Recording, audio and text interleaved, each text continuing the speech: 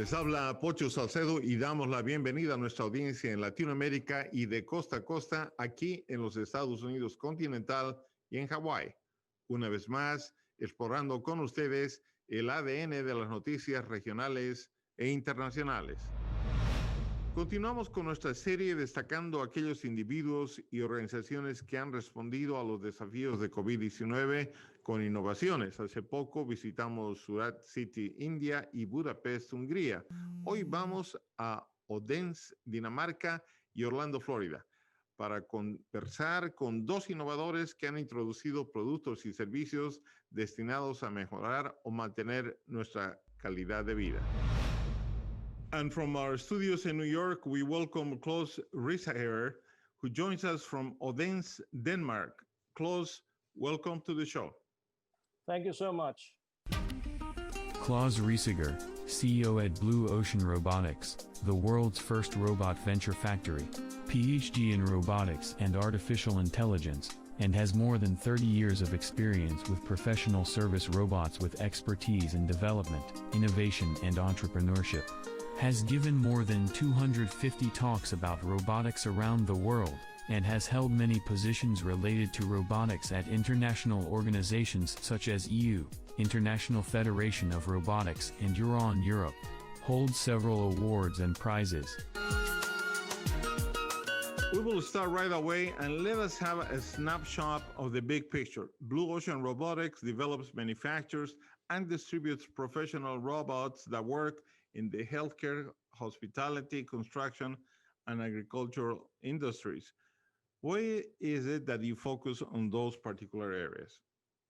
It's very important for us to make robots that help people in their work life so they can be more productive, so that they can be have a healthier work life.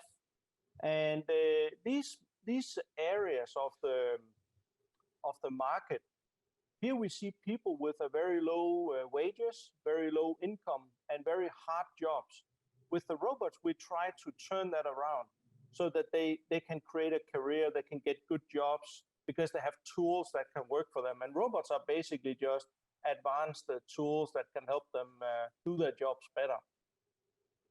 Thank you. We wish to focus today on two of those industries, health and hospitality, and the period of COVID-19.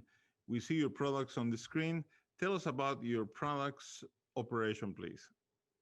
So one of the robots we have is called the Uvd Robot. And the Uvd Robot is for disinfecting in hospitals, mainly in hospitals. And that's based on UVC light. It drives around. With that light, it can kill bacteria and virus, not just the COVID, but all kinds of bacteria and virus. So it can prevent people from getting infections if they go to a hospital, or if you're in a hotel room, or if you're in a food industry or in the airport. So that's the Uvd Robot. We also have a robot called Uvd Robot, which is Telepresence. So you basically log into the robot, you drive around with it, you can meet other people. So it's like being on a video link like we are now, but I can move around. So imagine I had the robot with you. I could drive around in your studio and we could go together somewhere and see things together, like in a museum, in a production facility. So we have several robots in these areas where we extend the capabilities of people. What is Blue Ocean Robotics? You have a presence in 70 countries, and your growth during the coronavirus outbreak has been remarkable. What are your plans moving forward post-COVID-19? So these robots that we make, we already started out 7 years ago to see that there was a real need for these robots in these different markets, healthcare, hospitality, agriculture, and construction industry. So we developed these robots. They have been picked up in the market very well. They have been growing extremely during the Corona period. But here after the Corona period, we still see that the market growth is significant. So we just believe that we have been, our sales has increased to a certain level, but we will increase from here. Basically, it's an endless large market that we're in, because there are very, very few robots out there in these industries today. So we basically plan to keep expanding. That's the simple plan. Well, during the coronavirus period, many things got into high gear early in the 2020. How was that period for your company? How did you relocate resources? And how did the initial planning for 2020 change? And how did you end up doing things during that year? I can tell you that all the plans we had, they were thrown away because within a month, we increased the production by 10 times. 10 times. Wow. So we hired people, we had new facilities, we outsourced a lot of things. So anything related to planning was forgotten, and we were just doing our best to produce more robots and get them delivered out there. And then here, after the summertime, we've been adjusting the company a little bit because now it's a more steady growth. We can now start planning things again. But from February to June, July, it was just crazy. Hiring people every day, like, I don't know, handful of people all the time simply. And production and everything was crazy. But now it's more, we can plan again like half a year ahead. And so, yeah, we've been onboarding 200 people or so this year. So until now, so it's a pretty crazy thing. For a small startup company, it was pretty crazy. You have a presence in more than 70 countries. How did that happen? And was that growth all to 2020's demand? So our business model is that we work with local distributors or local resellers all over the world. And we already had 30, 40 distributors before the corona hit. And of course, they were starting to sell many more as soon as the corona came into the different countries. But then, because our robots were pretty famous already before the corona, but especially during the corona, they were even more famous. And we had a lot of new distributors, new resellers that wanted to sell our robots. So we now have more than 100 partners or resellers around the world that are selling our robots, and not just selling them, but actually integrating our robots into larger solutions, complete solutions for the end customers. For example, a hospital. The hospital, they don't just need the robot. They need a complete solution for how to deal with infections, avoiding infections from spreading. And there's a lot of components in that. The robot is one part, but all the work procedures, using face masks and disinfecting equipment and so on top of the robot is also very important. And that is basically what our local resellers are doing. They are adding value to the whole solution. So they are very important for us. Thank you very much, Klaus. You're a popular speaker and lecture often. Artificial intelligence and robotics are red hot now. What are your thoughts about it? Things like job loss as robotics is more integrated into society. Will artificial intelligence evolve to surpass the intelligence of human beings? The current deployment of robots on the battlefields and other military applications? I think artificial intelligence in general is a really good thing. That's my personal view. For example, with the robots, it gives the robots an ability to do the jobs they're doing in a better way.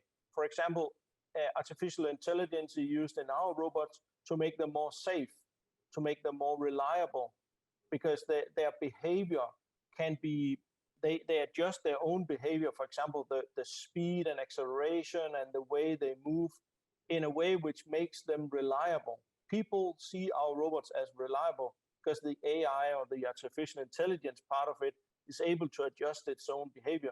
These are good things. Of course, artificial intelligence can also be used for things that are less good to people, like in military or terrorists and I think it has been like that all the time, that every time we invent something new, there is a good purpose for it. But if you use it in a wrong way, you could hurt other people. I think it's like that with biological weapons, chemical weapons, AI, and many other things. So of course, I think it's important that politicians and companies and so on, they discuss and we set rules that we follow, so that we intend to only use it for good purposes, and then try and avoid that these technologies are used in a bad way, because all technologies basically can be used in bad ways. I mean, drones are also pretty dangerous in the hands of terrorists, and that should be avoided, of course. But in the large picture, I've seen over the last many decades where I've been working with technology that the main part of technology really goes into really valuable applications that brings value to people and makes our societies better. These technologies work for people and they create more jobs. So you touched upon that topic as well. It has been one of the biggest discussions of all times, I think, is that people think robots are job killers. They take away our jobs, but nothing could be more wrong. I mean, there's a lot of studies that has been done that technology in general, but also robot technology, brings actually more jobs into the world. And you can just look at the world today. There are more jobs in the world today than there has been ever since the beginning of mankind. So, and we have more technologies than ever. So what really happens is that robots come in, they do a certain job, they basically transform the way we work. We could see that before, for example, we introduced our robots, people were physically moving around, trying to disinfect patient rooms in hospitals, for example. Very hard work, also very difficult because the bacteria are invisible. But now these people are doing surveillance of the robots. They're controlling, they're checking that they're doing things properly. They're taking samples to see if the robots need to go over the rooms again. So it's less hard work. They get a better salary, and the robots can do the hard work. So that's basically job transformation. And as long as this is happening, we see very positive effects from bringing robots into these work environments. So I'm a real optimist on this. One last question, Klaus. I know your company has become an organization that is known just everywhere in the world. How did you start this journey of robotics and artificial intelligence? How did it start in your life? Well, many years ago in the 80s, when I was a student, I was very fascinated with building a machine, but then also being able to program the machine to do work for us. I felt it was really interesting, and I specialized in the brain part of the robot. How could a robot not just be programmed something, but also be programmed to learn from experience? So the robot could come up with suggestions itself for doing things, and then based on feedback from the environment or people giving instructions to the robot, then the robot could adapt. So I started working with that in 1988, and this has been basically my career since then. So a lot of time has been spent on building actual physical robots that now do great things for people. And so I'm really proud of what we have achieved in the robotics industry. It's still a small industry, but it's growing a lot. Every third year, the volume of robots in the world doubles. Every third year, it doubles. Well, we thank you very much. We enjoy having you in the show. We always get big surprises from a small country like Denmark. Your endeavor is another one. Thank you again for joining us and discussing your company and this immense robotics chapter. It's much appreciated. Thank you very much, Thank Klaus. you so much for having me. Thank you. Tomamos una pequeña pausa y retornamos muy pronto.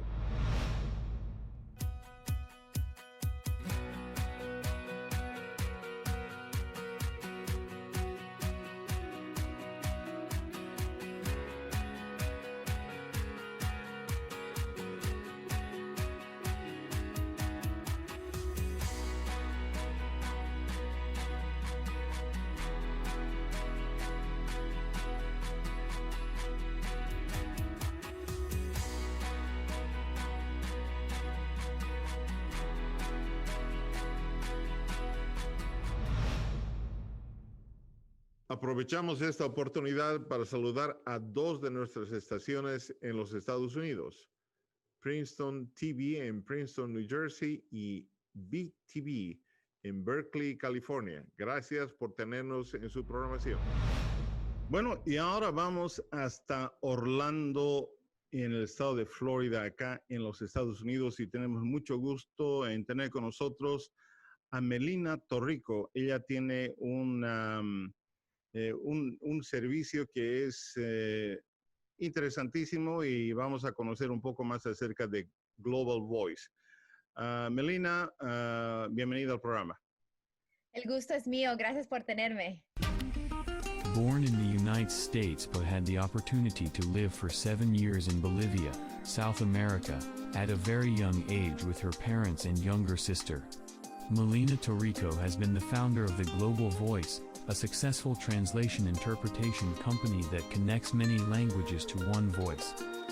She has been featured on the cover of IBA Success magazine, many podcast interviews, and as a Latina role model. Her goal is help as many people as she can in her journey. She loves empowering others and is always learning to grow. Well, Melina, first things first, tell us about how COVID-19 impacted your community and your business. Well, COVID-19 has been something very unexpected for everybody in 2020. Definitely impacted a lot in the community, with our schools, with work. We had to rearrange everything from, a lot of the people working from home. Some of our translations had to be done via phone or through Zoom. And even in our community, playgrounds are closed, pool was closed, very social distancing, and a lot of the things had to be done indoors. I mean, there was nothing really and with 3 kids at home inside, it was quite a change. I imagine. Bueno, cuéntanos un poquito sobre The Global Voice, de qué se trata, qué tipo de trabajo hacen ustedes, servicios. Sé que ha estado haciendo este negocio esta empresa, avanzándola por 10 años, y trabajas en todo el país. Cuéntanos un poquito de Global Voice, por favor. Sí, Global Voice es una compañía de interpretación. Nosotros hacemos servicio a intérpretes en personas, a pacientes que se lastimaron en el trabajo. Ahora estamos nosotros ayudando a pacientes que se lastimaron en el trabajo, necesitan ir al doctor, necesitan empezar una terapia. Hacemos también algunas interpretaciones en corte, deposiciones, hacemos traducciones por documento también, pero la mayoría del tiempo nos encargamos de ayudar a pacientes en personas, en todo el país. Empezamos primero en Florida, después nos fuimos a Nueva York, a Texas, y ahora cubrimos en todos los estados de Estados Unidos, y hacemos interpretaciones en hospitales, oficinas ortopédicas, quiroprácticos, terapistas, en todo lado donde necesitan ayuda. This is only for Spanish language, or you do other languages as well? Oh, no. We have over 400 interpreters in our database. So we have from Spanish, sign language, Burmese. Some of the Burmese interpreters that we have, some of them speak more than 5-10 dialects. So Gujarati, Arabic, you name it. Whatever language or dialect they need, we have them. And if we don't have them in our database, we will find them.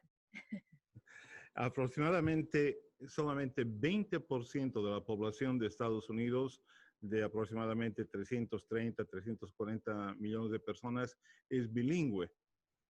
Lo cual es extraordinario en un país tan grande, pero por lo que entiendo, ustedes van transculturalmente en todos los idiomas. Quiero hacerte una pregunta. ¿Cuál es la diferencia, si hay alguna, entre lo que es la interpretación y la traducción, o son sinónimos? Hay diferencia. Esa es una muy buena pregunta. La traducción normalmente son documentos. Traducción, porque los documentos necesitan ser palabra por palabra. Y tiene que ser la frase, tiene que hacer, por ejemplo, uno no puede entrar a Google Translate y poner una frase o una oración y Google Translate lo traduce palabra por palabra, pero a veces la frase no es lo mismo.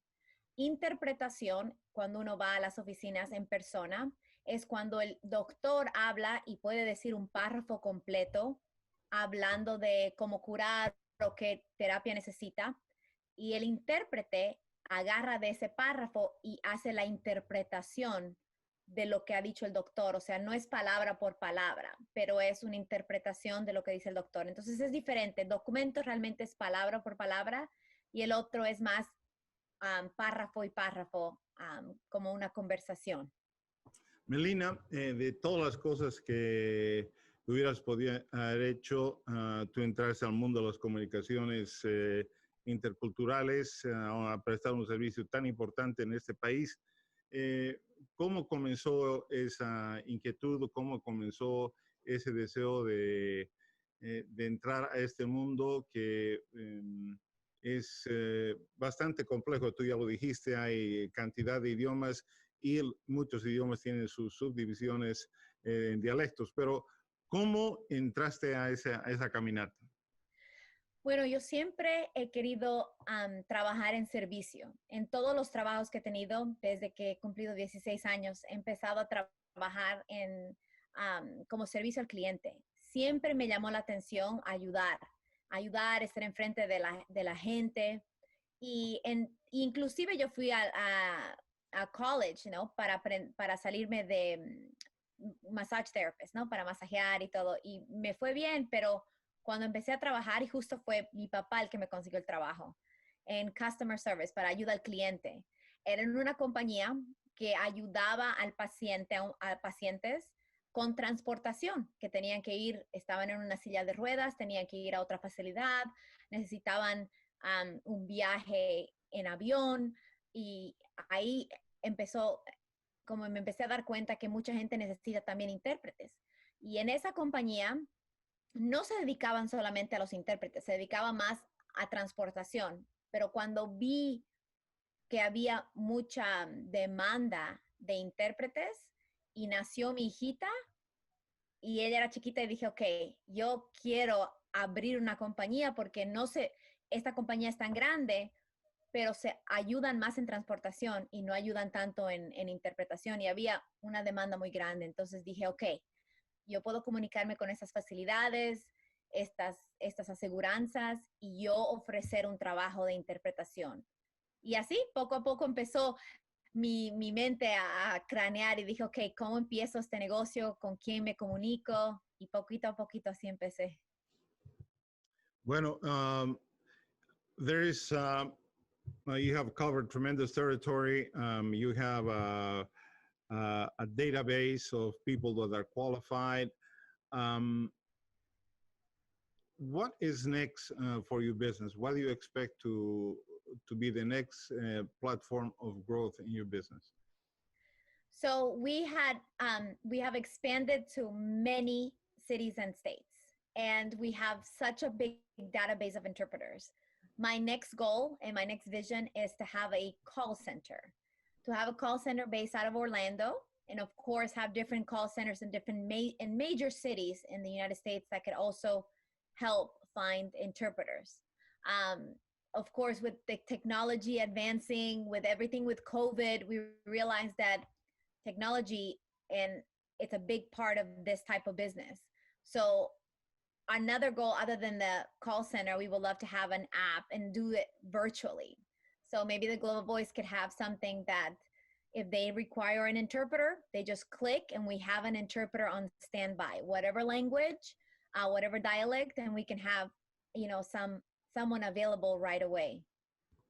Bueno, Melina, realmente felicitamos tu energía, tu visión.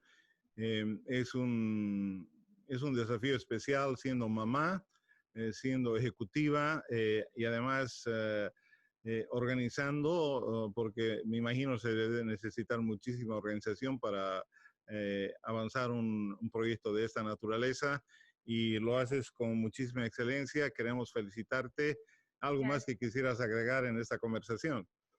Bueno, me encantaría definitivamente, obvio, agradecerte por la oportunidad y el honor de estar en tu programa. Me llena el corazón realmente que has tomado tu tiempo de hablarme y yo poder compartir de mi compañía. realmente me encantaría que la gente sepa que nuestra compañía, nosotros estamos ahí más que todo para ayudar. Mucha gente no se siente cómoda, aunque hable un poquito de inglés, un poquito. Nosotros estamos ahí para ayudarles, para que se sientan cómodos. ¿Por qué? Porque yo he vivido así. Mis papás han vivido como ese sentimiento, llegar a un país que no es tuyo y no sabes comunicarte, y alguien que sea de tu país o que sepa hablar tu lenguaje, tu dialecto, te vas a sentir más cómodo. Entonces tú puedes hablar con tu doctor, con tu abogado, con tu colegio, con tu trabajo. Entonces, nosotros estamos realmente ahí para ayudar. Entonces, si alguien ahí afuera está necesitando ayuda, que nos llamen. O si alguien es bilingüe, y especialmente en estos momentos de pandemia, cuando no hay mucho trabajo, nosotros estamos ofreciendo trabajo. Si eres bilingüe en algún lugar, nosotros queremos contratarte y nos gustaría que trabajes con nosotros y nos ayudes virtualmente o en persona. Muchísimas gracias. Ha sido un honor tenerte en el programa. As they say, what you know doesn't hurt you, but what you don't know that you don't, but what you think you know, but you don't know is what hurts you. And when you don't understand a language fully, those little blanks, you know, in which you kind of fill the blanks, are the ones who end up hurting you. I am exhibit one because I have also been in that process. So I appreciate the service. I appreciate your passion, and thank you again. And we hope to speak with you soon. Keep us updated on the progress of the Global Voice. Thank you very much. Thank you so much.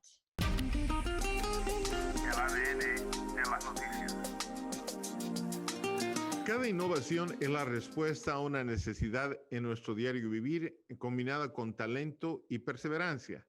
El escenario de COVID-19 no ha sido diferente, más bien una oportunidad para que brillen esas aptitudes. Hasta una nueva oportunidad cuando juntos, una vez más, exploremos el ADN de las noticias.